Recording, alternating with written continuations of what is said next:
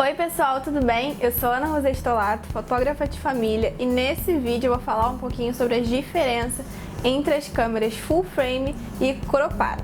Se você não sabe a diferença entre esses dois tipos de sensores, fica aqui nesse vídeo porque você vai sair sabendo tudo. Bom, a primeira coisa é a diferença na dimensão desses dois sensores.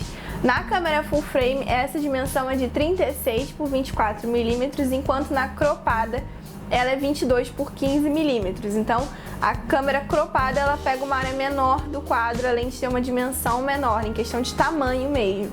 No sensor full frame, ele é muito semelhante aos sensores de filmes analógicos, os mais antigos de câmeras analógicas. E ele também permite, por ele ter um tamanho maior, uma quantidade de pixel maior, ele permite que você faça ampliações maiores, além de suportar mais, você subir o ISO, e isso é ótimo para se você vai fotografar em situações noturnas. Então, é uma ótima opção e é ideal, na verdade, uma câmera full frame para caso você vá fotografar eventos sociais que acontecem muito à noite, como casamento, 15 anos, até festas infantis que você vai se deparar com festas à noite. Então é muito importante você ter uma câmera full frame que aguente essa pegada maior no ISO para você ter um resultado maior, além de ter uma possibilidade do seu cliente ampliar as fotos devido a essa diferença de tamanho. E o segundo fator é o campo de visão, que está atrelado ao fator de corte. A câmera full frame ela tem uma visão mais aberta da cena, então ela permite que você enquadre mais objetos, enquadre mais pessoas dentro da sua cena. Isso acontece principalmente porque a câmera cropada ela conta com um fator de corte. Então, o fator de corte nas câmeras cropadas fazem com que a distância focal da lente fique 1,6 vezes maior.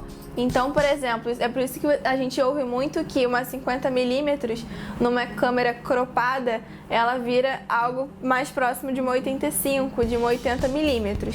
Isso acontece justamente por conta desse fator de corte. Então, a imagem que o sensor registra na câmera cropada em relação ao full frame é um pouquinho menor. Isso dá uma sensação de aproximação na foto, de um zoom, por causa desse fator de corte, essa multiplicação ali em relação à distância focal das lentes. Então, independente do tipo de lente que você vai estar usando, se ela vai ser grande angular, se ela vai ser uma lente tele, você vai ter essa diferença de fator de corte, essa aproximação nas câmeras cropadas, uma visão mais fechada em relação à câmera full frame, que tem uma visão mais aberta.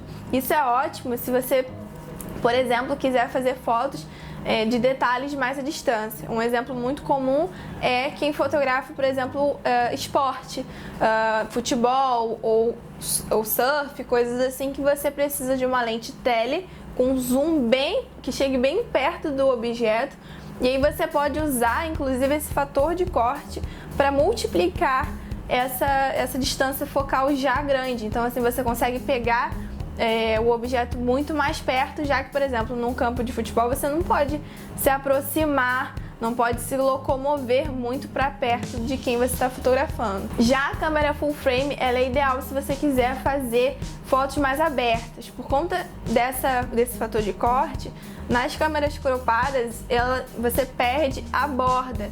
Então, mesmo que você use uma lente 24mm, ela vai ter essa imagem mais fechada.